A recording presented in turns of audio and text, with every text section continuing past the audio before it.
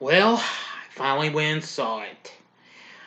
I'm gonna say what could be the biggest thing to hit the box office so far is Warner Bros. Pictures' Godzilla vs. Kong, now playing in theaters and streaming on HBO Max.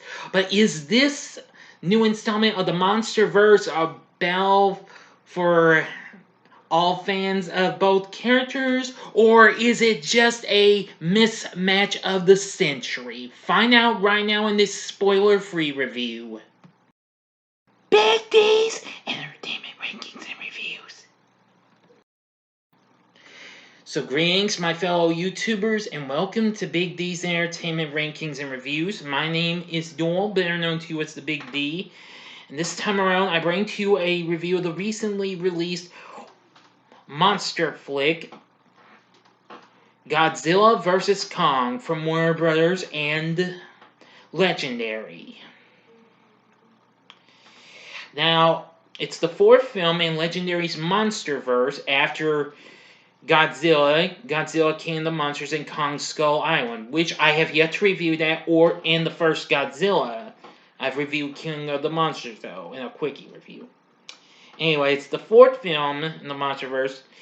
Overall, it's the 36th film of Godzilla and the 12th King Kong film overall.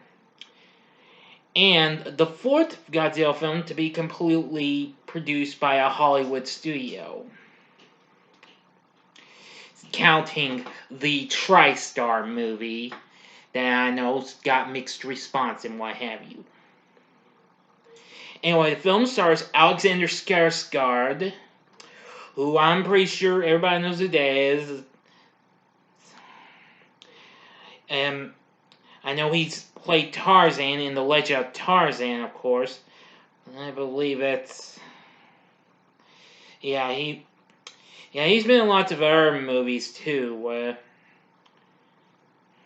But I know he's kin to other Skarsgårds, but, yeah. Yeah, there's too many of them, actually. But anyway, the other cast includes Millie Bobby Brown, Rebecca Hall, Brian Tyree Henry, Sean O'Grady, Isa Gonzalez, Julian Dennison, Lance Ray, Kyle Chandler, and Demian Bichir. Now, of course, in this film, Kong clashes with Godzilla as humans lure the ape into the hollow earth to retrieve an energy source to stop Godzilla's mysterious rampages. Now, apparently, it has been said that Godzilla is the cause of all sorts of rampage, but something else might be happening.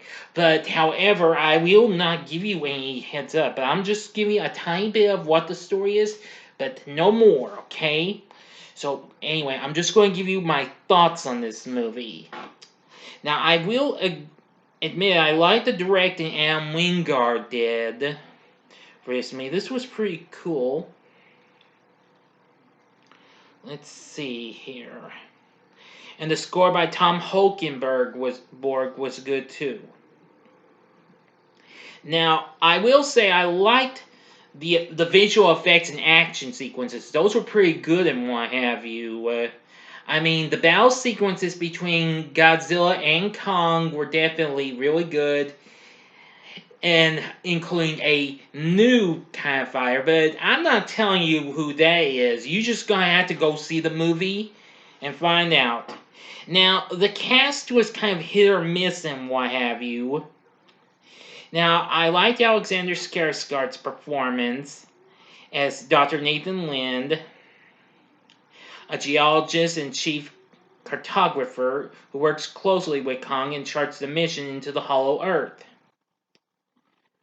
Now, according to Skarsgård, he called his character an homage to 1980s films like Indiana Jones, which look for a review of that franchise coming up this June, as well as Romancing the Stone, Lethal Weapon, Die Hard even. Really something. Let's see, and then there's Madison Russell, played by Millie Bobby Brown, the daughter of monarch scientist Mark and the late Emma Russell. Let's see.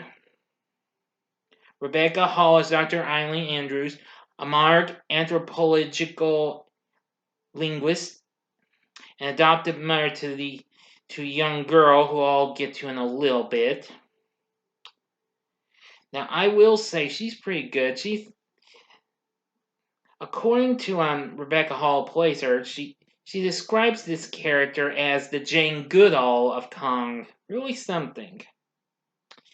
Some of the air cast was pretty good. Now, I like young Kaylee Hull as Gia, who apparently is the second young, well, deaf character I've seen in a movie next to the little girl from A Quiet Place. I've seen in some time, that is. But I will say she did pretty good.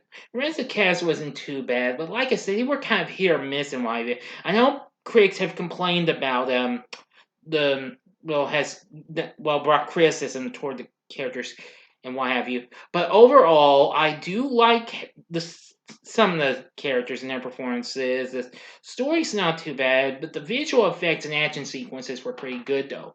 But now for my negatives with the movie. Now, two negatives I have. Some was a little bit of the dialogue in one of you, a funny moment, something I didn't quite feel too thrilled with, even with it being early on and what have you. But getting into the battles and what have you was still good. But which that's my other negative, and that's the pacing of this movie. It kind of it goes a little good and then it starts slowing down a bit and what have you. Oh dear. Well, I just wish we could easily get to hear some more good. Well, I mean, get something better. But anyway, but with the the battle with Godzilla and Kong was really good, and especially when Kong uses an actual weapon called the Great Axe. That's really something. You'll see what I mean when you see the movie. So anyway, I'm thinking you should go check out Godzilla vs. Kong. Or if you can't go to your theater, you can just check it out on HBO Max before it Splitsville from the service. So anyway, Godzilla vs. Kong. Well, despite I had problems with some of the humorous dialogue and the pacing, and while characters were kind of hit or miss and what have you, but that didn't take too many points off. Just the pacing and some of the dialogue, comical dialogue, I didn't feel too comfortable with. But the visual effects and action sequences were just fun. So I would say yes, go check out Godzilla vs. Kong. But anyway, for my score of the movie, I'm going to give Godzilla vs. Kong 4.5 stars. On a scale of 1 to 10, I'm going to give it a 9. So, what are your thoughts on Godzilla vs. Kong? If you've seen the movie, please tell me what you thought about in the comment section below. If you like this video, click the like button below. Subscribe to my channel and be a part of the Big D Nation. And join me next time when I bring to you a very special ranking of the phone calls of Roy D. Mercer. Anyway, thank you for watching, and if you like this, you may want to check out some of these other, action-packed flicks and what have you. In the upper left-hand corner is my review for Brave Star the movie, aka Brave Star the Legend.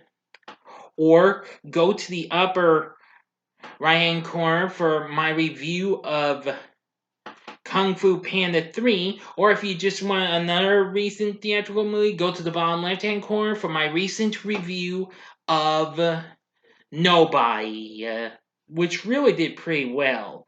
And the bottom right-hand corner is the button you can click to subscribe. If you like rankings and reviews on movies, TV, music, video games, etc., then I'm your guy. Thanks for watching. Until next time, I'm the Big D saying, see ya.